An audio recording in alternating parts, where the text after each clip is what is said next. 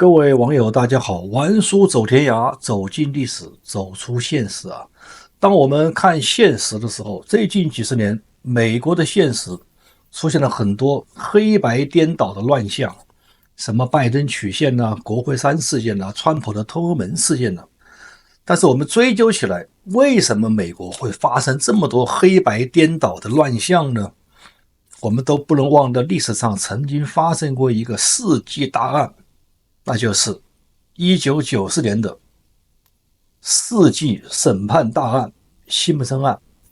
那么为什么说这场世纪审判大案的颠倒黑白是美国近代史上黑白颠倒的一个起点呢？那么请听玩叔细细道来。就在1994年，美国前橄榄球明星 O.J. 辛普森被指控残忍杀害了前妻妮可与毫无关系的年轻人罗恩。那么现场的血迹、DNA、现场的物证，一切几乎都指向了他。事后也没有一个可以被怀疑的嫌犯。然而，整整一年轰动全国的审判，最后却以一句辛普森无罪画上了句号，剩下2位受害者的家属在风中凌乱。辛普森案件并不是单纯的刑事案件，而是美国社会走向颠倒黑白、牺牲真相、奉行政治正确的转折点。从那一刻开始，美国社会的舆论场、司法体系乃至政治都陷入了一种病态。事实不重要，政治更重要。这场案件埋下的种子，后来在新冠疫情、通俄门调查、国会山事件、拜登曲线的选举争议中全面开花。今天我们回过头来看，辛普森案不仅仅是一起命案，更是美国公共生活中真相不重要、政治正确的一个重要的转折点和起点。好，让我们把眼光来看，拉到这个辛普森案，看他的证据和其中的黑白颠倒。如果我们撇开舆论，只看证据，辛普森案的几乎是铁证如山。第一个，血迹比对，在辛普森的车里面住处发现了受害人的血迹，那么 DNA 的比对准确率毫无疑问是很高的。第二个，手套证据，在现场发现的这个黑色皮手套与辛普森拥有的一双完全匹配，手套上沾有受害者与辛普森的血迹。第三个，作案动机，辛普森长期家暴，与前妻的关系非常恶劣，是吧？所以导致了离婚。第四个，案发的时间线与外伤，案发当夜辛普森行踪和证词多有矛盾，其手指上的伤口解释他也是反复解释，闪烁其词。这些要素按常理都会构成强有力的指向性证据链，但在法庭的攻防中，辩方把证据的可靠性与取证的正当性双重这个污点化，从而将看似铁证转化为可疑证据。核心战术不外有3个，一个叫链条污染论，强调这个采证过程中间的有潜在的污染标记错误与实验室的管理缺失推动陪审团怀疑 DNA 科学的实操的可靠性。第二个就执法偏见论通过挖掘警探马克·福尔曼的种族主义言论与伪证的争议暗示警方可能会栽赃构陷，将个别执法者的失当外推为整体警察办案的可信度崩塌。第三个就是形象的戏剧化，这一句传播力的瞬间是手套戴手套不合适，一幕视觉化的一个戏码压倒了大量的书面和合理化的证据。所有这些证据被辩方成功塑造为污点证据。 DNA 说成不可靠，手套因为在法庭上试戴的时候略显得比较紧，被炒作为警方构陷。大家知道辛普森曾经当演员，他很会现场演戏，对吗？警察收集的证据的过程被指控存在着种族歧视的偏见，最后陪审团在巨大的舆论和种族压力下选择了无罪判决。就在这一刻，美国社会出现了重大的转折，事实证据被抛弃，身份政治凌驾其上。那么我们就要问，为什么当时会做出这样荒谬绝伦的判决呢？它的背后是1992年洛杉矶黑人的一个暴动的一个阴影犹存。当年的这个洛杉矶警察的暴力执法的视频呢，引发了大规模的骚乱造成了数十人死亡、数千人受伤。当辛普森案开庭时，社会气氛充满了火药味，很多黑人群体认为，哪怕辛普森真有罪，他也必须被放走，作为对抗白人警察压迫的一个象征。你看这多像我们后面搞的黑命贵运动。于是法庭不再是寻找真相的机会，而是政治表态的一个舞台。陪审团担心如果判有罪，会再次引发暴乱，甚至自己的生命受到威胁。媒体炒作黑人被冤枉的这是叙事，远远超过了受害者家属的呼声。所谓的一些专家学者开始把清晰的证据解释为警察的偏见。你像华裔的李昌钰就是其中之一。辛普森案成为了美国司法体系第一次大规模的向政治正确妥协，所以才有前有辛普森的无罪，后有弗洛伊德的黑命贵。我们再来看看，从辛普森到新冠，事实让位的戏码不断的在美国上演。这种逻辑后来被复制到无数的重大事件。注意我说的是重大事件，不是一般的小案件。第一个，我们看看新冠疫情。疫情的爆发初期，很多科学家都提出病毒的溯源问题，怀疑与武汉实验室有关。但媒体与政客立刻贴上了阴谋论的这个歧视的标签，真相被压制，公众被迫接受唯一允许的说法，就是什么？自然产生的。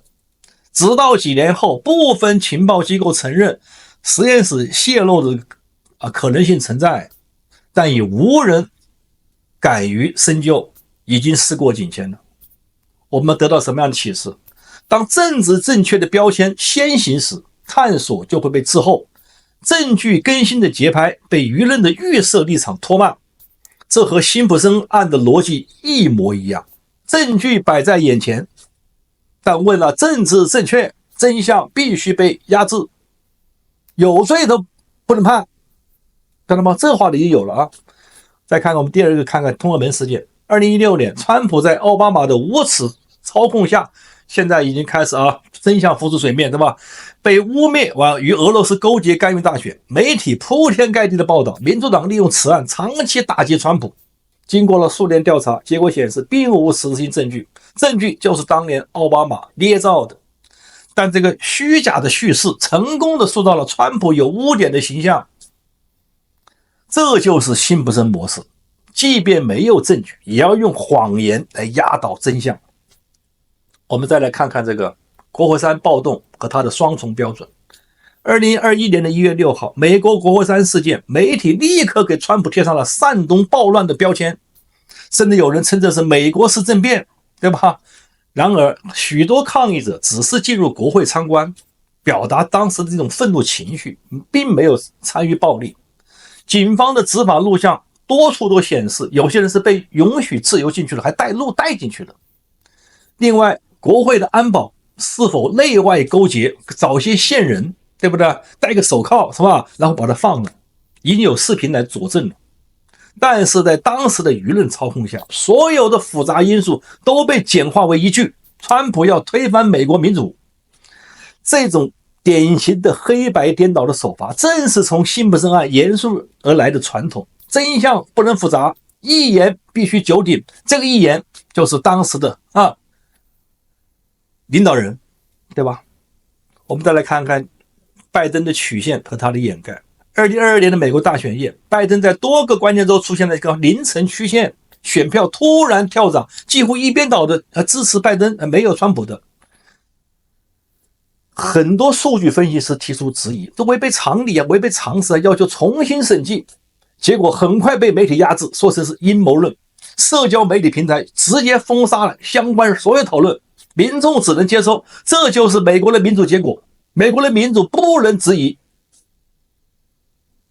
这和辛普森案何其的相似，即使存在合理的怀疑，政治正确的立场就会立刻压过真相。所以问题就来了，为什么美国的社会总要颠倒黑白，总是要不顾真相呢？我们看一下辛普森案之后加上奥巴马时代 DEI 的文化的助力美国社会进入了一个恶性的一个循环阶段。身份政治凌驾于事实之上，黑人、女性、少数主义被当成了政治的筹码和符号，只要涉及这些群体，真相必须让步。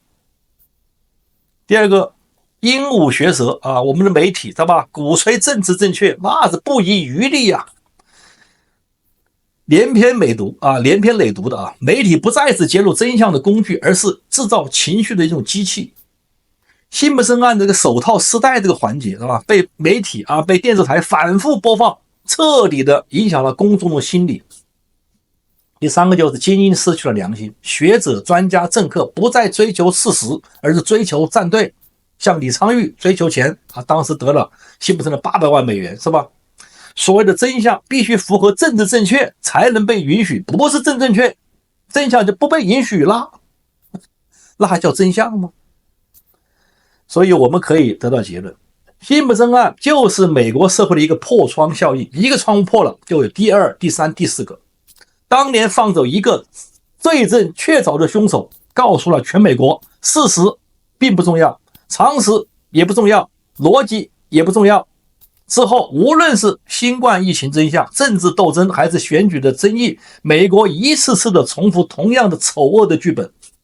那么最终的结果就是今天这样一个言论分裂、真相湮灭、黑白不分的美国。所以完说的结论又来了，这一切都是从辛普森案开始的。因为历史是有起点的，美国的黑白颠倒起点就是辛普森案件。在那场审判里，铁证如山的案件被舆论和身份政治彻底曲柳。从那个辛普森无罪释放那一刻起，美国的社会走上一条不归路。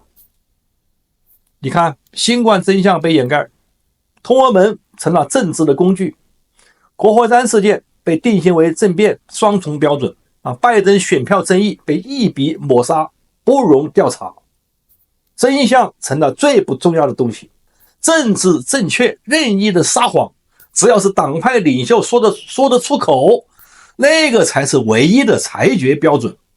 这跟独裁有什么区别？这就是美国今天的困境。辛普森案不只是一个案件，它是一面镜子，照出了美国社会颠倒黑白的顽疾和所谓政治正确的邪恶本质。